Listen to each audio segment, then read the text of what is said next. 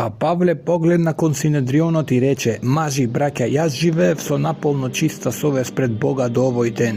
Тогаш првосвештеникот Анани им нареди на оние кои стоеа до него да го удрат по устата. Тогаш Павле му рече: Бог ќе те удри тебе, варосан зиду, и ти седиш за да ми судиш според законот, а заповедаш да ме бијат против законот. А оние кои стоеа наоколу рекоа: Божјиот првосвештеник ли го хулиш? И Павле рече: Не знаев, браќа, дека е првосвештеник, зашто е напишано: Не зборувај лошо за началникот на својот народ. Бидејќи Павле знаеше дека едниот дел се садукеи, а другиот фарисеи, извика во Синедрионот: Мажи, браќа, јас сум фарисеј, син на фарисеев, ме судат заради надежта во воскресението на мртвите. И кога го рече тоа, настана расправа меѓу фарисеите и садукеите, и собирот се раззеди, зашто садукеите велат дека нема воскресение, ни ангели, ни дух, а фарисеите ги признаваат и двете.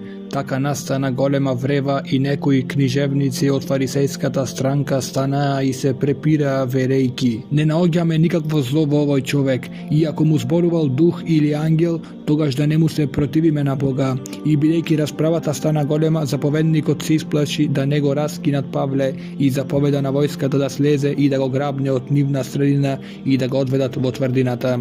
Идната ног Господ застана пред него и му рече: Не бој се, Павле, секако како што сведочеше за мене во Јерусалим, така треба да сведочиш и во Рим. И кога се раздени, јудејците се собраа и се заколнаа дека не ќе јадат ниту ќе пијат додека не го убијат Павле. Беа повеќе од 40 кои ја дадоа таа заклетва.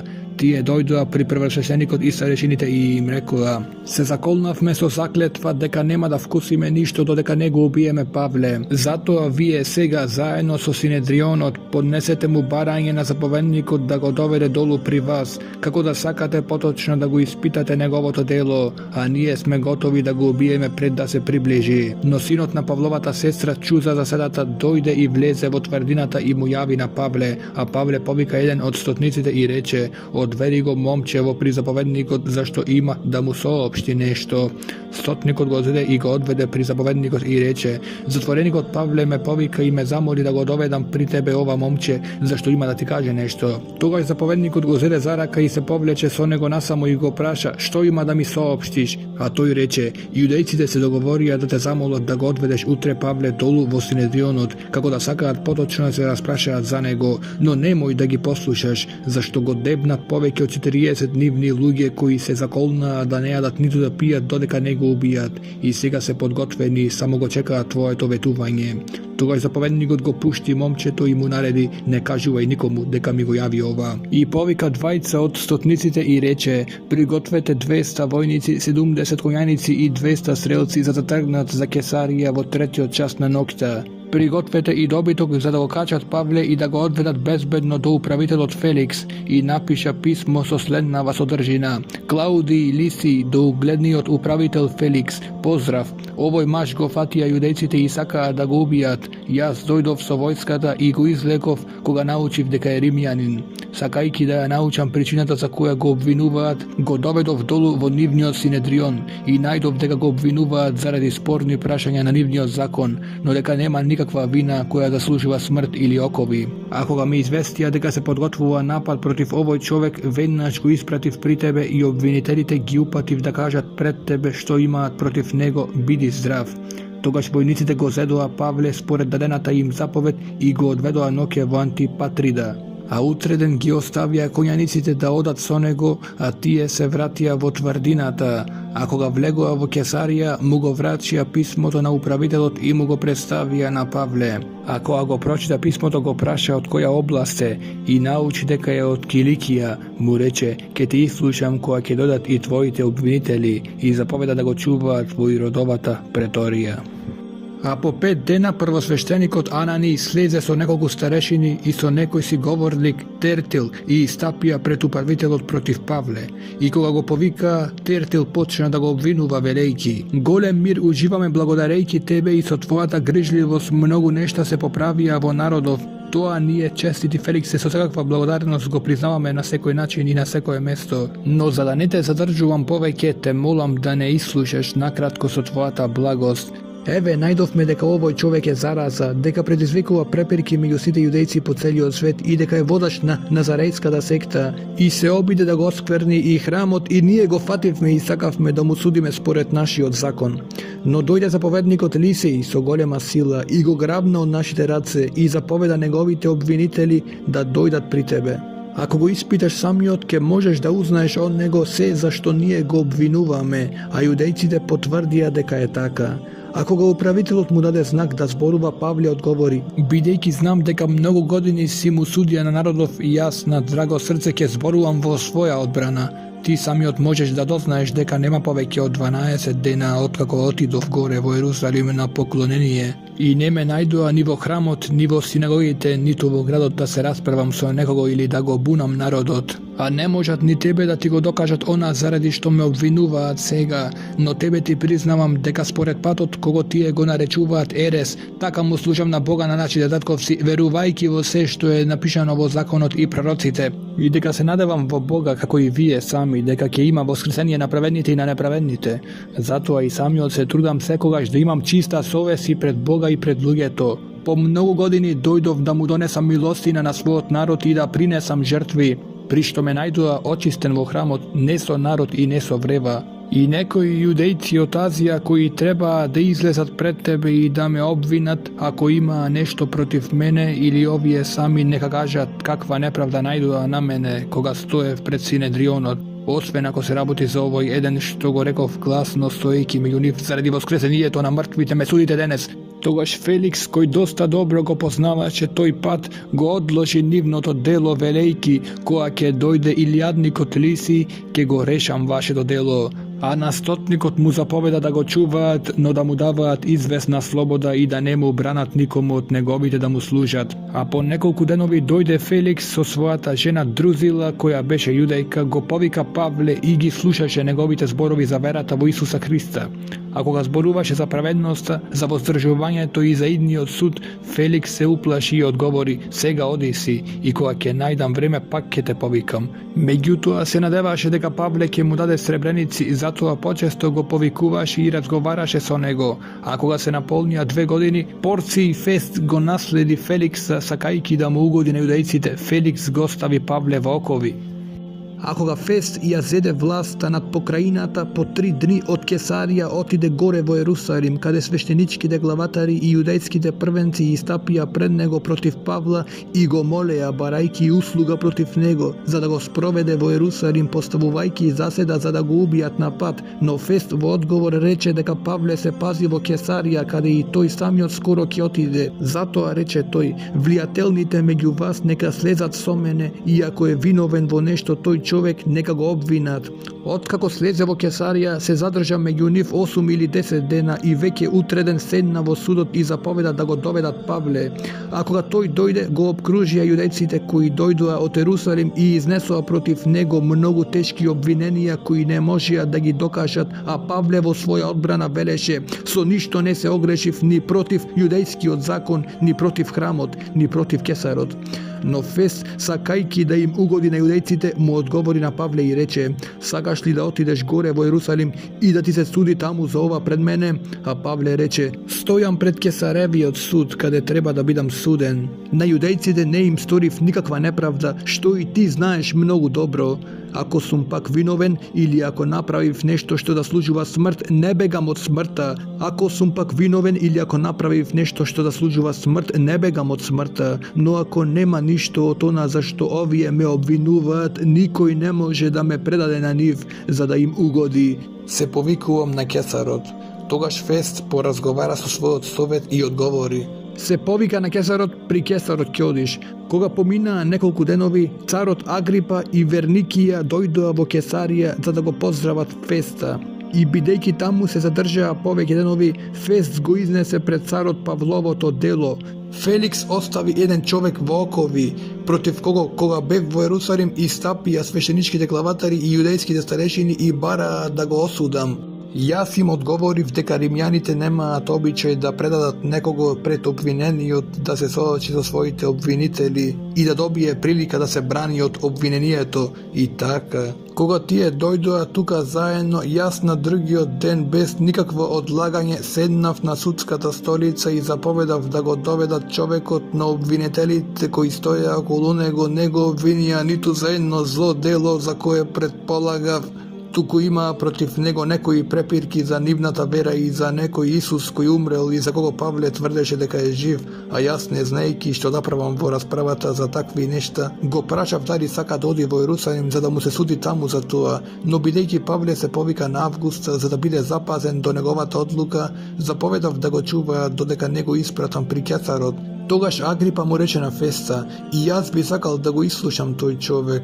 И тој рече: утре ќе го чуеш. И така утредента кога Агрипа и Верникија дојдоа со голем блесок и влегоа во судницата заедно со илјадниците и со најугледните луѓе во градот, по Фестова заповед го доведоа Павле и тогаш Фест рече: царе Агрипа и сите вие мажи кои сте тука, гледајте го овој заради кого целото множество јудејци навалија врз мене во Ерусалим и тука, викајќи дека не треба повеќе да живее. Но јас најдов дека не направил ништо што да служува смрт и бидејќи тој самиот се повика на Августа, решив да го испратам. За него немам ништо веродостојно да му напишам на Господарот, затоа го изведов пред вас, царе Агрипа, за да имам што да напишам по испитувањето. Зашто ми се чини неразумно да биде испратен окован човек, а да не бидат соопштени обвиненијата против него. Тогаш Агрипа му рече на Павле: ти се дозволува да зборуваш за себе. И така Павле ја пружи раката и почна да зборува во своја одбрана. Царе Агрипа, се чувствувам среќен што можам да се бранам денес пред тебе од се што ме обвинуваат јудејците. Толку повеќе што ти ги познаваш добро јудејските обичаи и нивните препирки. Затоа те молам да ме ислушаш со трпение. Каков беше мојот живот од младини, што го поминав најпрвен меѓу својот народ во Ерусалим, тоа го знаат сите јудејци. Зашто ме познаваат од почетокот, ако сакаат да посведочат дека живеев како фарисеј, според најстрогата следба на нашата религија. И сега стојам пред судот заради надежта во ветувањето што Бог им го даде на нашите татковци, а за кое нашите 12 племиња се надеваат дека ќе го постигнат служејќи постојано ноќе и дење. Заради таа надеж, царе, јудејците ме обвинуваат, зашто при вас се смета за неверојатно дека Бог воскреснува мртви. И јас мислев дека треба да вршам многу нешта против името на Исуса Назареецот, што и го правев во Ерусалим, откако добив овластување од првосвещениците, затворив мнозина од светите во темница, а кога ги убиваат давав глас за тоа. И многу пати ги мачев во сите синагоги и ги принудував да хулат, и прекумерно разјарен против нив ги гонев и по тугите градови. Кога за тоа патува во Дамаск со власт и налог од првосвещеникот, насред бел ден на патот, царе, видов светлина од небото, посилно сончевиот блесок, која не осветли мене и оние кои патуваа со мене. И кога сите паднавме на земја, чув глас кој ми зборуваше на еврејски: Савле, Савле, зошто ме гониш? Тешко ти е да се риташ против остенот. А јас реков: кој си ти, Господине? Господ рече: јас сум Исус, кого ти го гониш. Но стани и застани на своите нозе, зашто затоа ти се јавив, за да те назначам за служител и за сведок како за ова што го виде, така и за она во кое ќе ти се објавам, избавувајќи те од луѓето и од народите при кои те праќам сега, за да им ги отвориш очите и да се обрнат од темнината кон светлината, од сатанската власт кон Бога, и преку верата во мене да примат опростување на гревовите и наследство меѓу осветените. Затоа, царе Агрипа, не му бев непокорен на небесното видение, туку им објавив прво во Дамаск, потоа во Ерусалим и по целата јудејска земја, а и на народите дека треба да се покајат и да се обрнат кон Бога, вршејќи дела достојни за покаяние. Затоа јудејците ме фатија во храмот и се обидоа да ме убијат. Но со помошта што ја добив од Бога, стојам до денешниот ден и им сведочам на малото и на големото, не зборувајќи ништо друго освен она што пророците и Мојсеј рекоа дека ќе се збидне, дека Христос ќе пострада и дека како прв воскреснат од мртвите ќе им навести светлина и на народот и на народите. А кога го изнесе тоа во своја одбрана, Фест му рече со силен глас: безумствуваш, Павле,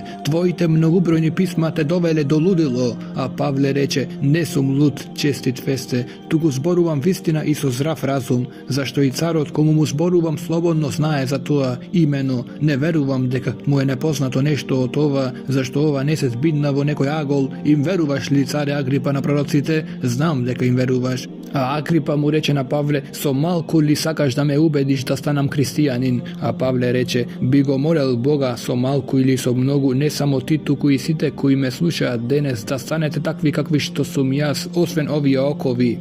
Тогаш стана царот и управителот Верникија и сите кои седеа со нив и се повлекоа и зборуваа меѓу себе велејки: овој човек не направил ништо што заслужува смрт или окови. А Агрипа му рече на Феста: овој човек можеше да биде ослободен ако не се повикал на Кесарот. А кога беше решено да отпловиме за Италија, му ги предадоа Павле и некои други затвореници на еден стотник од августовата чета по име Јулије. Влеговме во еден адрамиски брод кој ќе пловеше во азијски приморски места и испловивме. Со нас беше Аристарх, македонец од Солун. На другиот ден пристигнавме во Сидон и Јулије, кој постапуваше човеколюбиво со Павле и му дозволи да отиде при своите пријатели за да се погрижат за него, а кога тргнавме оттаму, пловевме во Завет под Кипар, зашто ветровите беа спротивни. Откако го препловивме морето покрај Киликија и Памфилија, стигнавме во Ликиска Мира. Таму стотникот најде еден александриски брод што пловеше во Италија и не префрли во него. Повеќе денови пловевме бавно и одвај стигнавме спроти Книт, бидејќи ветерот ни пречеше да допловиме таму. Пловевме покрај Салмона во Завет на Крит. Пловејќи со мака покрај брегот, стигнавме до едно место наречено Добри пристаништа, близу кое беше градот Ласеја. Но кога помина многу време, а пловењето веќе беше опасно, зашто и постот веќе беше минал, Павле ги советуваше велејки им: мажи, гледам дека пловењето ќе биде со мака и со голема загуба не само за товарот и бродот, туку и за нашите души. Но стотникот повеќе им веруваше на кормиларот и на собственикот на бродот отколку на Павловите зборови. Бидејќи пристаништето не беше згодно за зимување, повеќето одлучија да се отплови оттаму за да стигнат, ако некако би било возможно, до критското пристаниште Финик, што гледа кон југозапад и северозапад, и да презимуваат таму. А кога дувна јужниот ветер, помислија дека може да ја остварат својата намера, ја дигнаа котвата и запловија сосем покрај Крит. Но скоро после тоа задува од Крит бурен ветер, наречен североисточник. И кога го зафати коработ кој не можеше да му се спротивставува на ветерот, му се предадовме и така не носеше. И кога поминувавме на Завет на едно островче кој се вика Клавда, одвај можевме да го фатиме чунот. И кога го подигнаа на коработ, ги употребија помошните средства и го изврзаа коработ, но боејќи се да не удрат во Сирт, ги спуштија платната и така беа носени натаму, бидејќи не зафати жестока бура. На другиот ден почнаа да го изфрлаат товарот, а на третиот ден со своји раци ја изфрлија опремата од коработ, бидејќи повеќе денови не се покажаа ни сонцето ни звездите, а силната бура не попушташе. Најпосле исчезна секоја надеж дека ќе се спасиме. А после долго нејадење, Павле застана меѓу нив и рече: мажи, требаше да ме послушате и да не трдуваме од Крит, и ќе бевме поштедени од оваа неволја и штета. И сега ве опоменувам да бидете бодри, зашто ни една душа од вас нема да се изгуби освен коработ, зашто ангел од Бога, кому му припаѓам и кому му служам, застана до мене ноќеска и рече: не бој се, Павле, ти треба да дојдеш пред Кесарот и еве Бог ти ги подарува сите кои пловат со тебе. Затоа, мажи, бидете смели, зашто му верувам на Бога дека ќе биде така како што ми е ветено. Но ние треба да бидеме изфрлени на некој остров. А кога настапи 14-та ног, откако бевме терани таму ваму по Адрија, околу полнок, бродарите почувствуваа дека се приближуваме до некоја земја. Го фрлија високо за мерење на длабочина и најдоа 20 фати длабочина. Малку потаму го фрлија пак и најдоа 15 фати. Боејќи се да не удриме во гребените, спуштија 4 котви од задниот дел на бродот и чекаа да се раздени. А кога бродарите сакаа да побегнат од бродот и го спуштија чунот во морето, под изговор дека сакаат да ги спуштат котвите од предниот дел на бродот, Павле им рече на стотникот и на војниците: ако овие не останат на бродот, вие не можете да се спасите. Тогаш војниците ги пресекоа јажината на чунот и го оставија да падне. А пред разденување Павле ги молеше сите да јадат и рече: денес е 14-тиот ден, како чекате и поминувате без јадење, не вкусувајќи ништо. Затоа ве молам да јадете, зашто тоа е за вашето избавување. На ниеден од вас нема да му пропадне ни влакно од главата. И кога го рече тоа, зеде леп и му благодари на Бога пред сите. Го раскрши и почна да јаде, и сите се ободрија, па и самите јадеа, а во бродот не имаше вкупно 276 души. кога се наситија, го олеснија бродот и сфрлајќи ја пченицата во морето, а кога се раздени, не ја препознаа земјата. Но забележаа еден залив со достапен брег и одлучија таму да го натераат бродот, ако биде возможно, ги одврзаа котвите и ги спуштија во морето, ги разглабавија и јажињата на кормилата и го кренаа предното едро спротив ветерот и пловеа кон брегот. А кога удрија во гребен, кому му е морето од двете страни, го истераа бродот во плитко, така што предниот дел наседна и остана неподвижен, а задниот дел се кршеше од силата на брановите.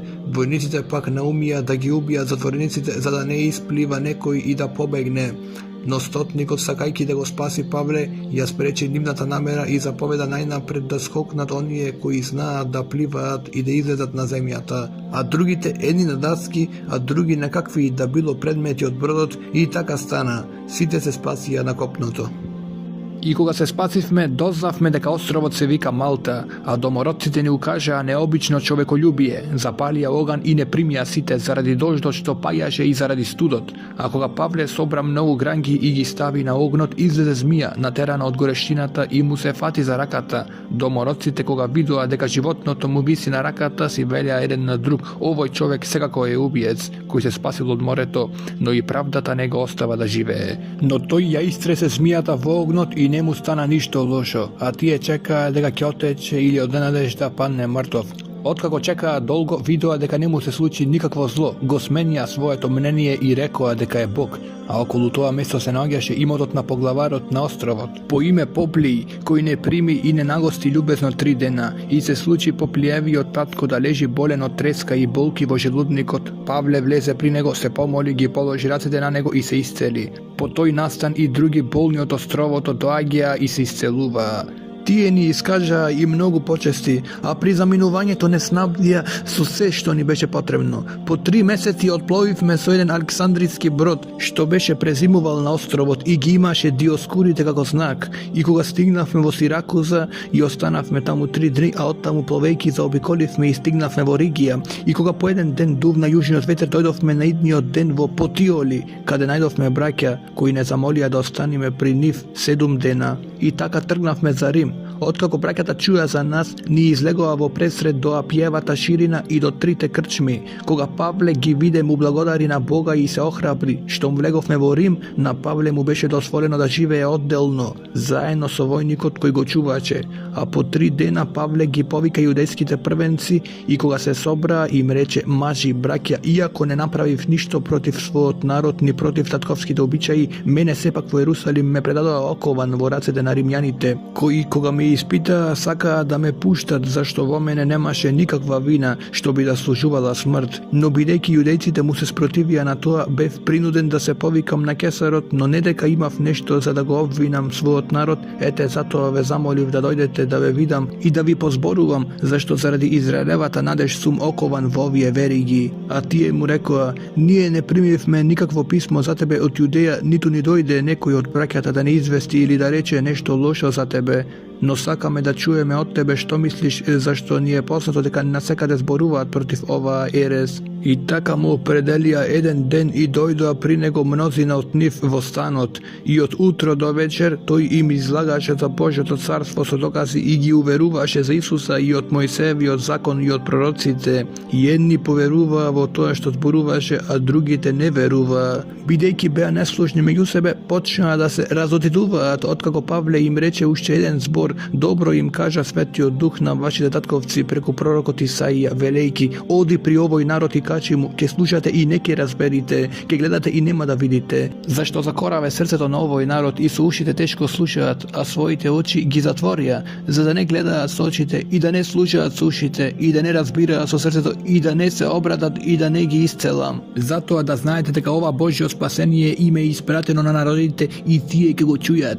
Кога го рече тоа, јудејците си отидоа препирајќи се многу меѓу себе, а тој остана цели 2 години во својот стан под наем и ги примаше сите кои му доаѓаа и проповедајќи го Божјото царство и учејќи за Господа Исуса Христа наполно, слободно и без пречка.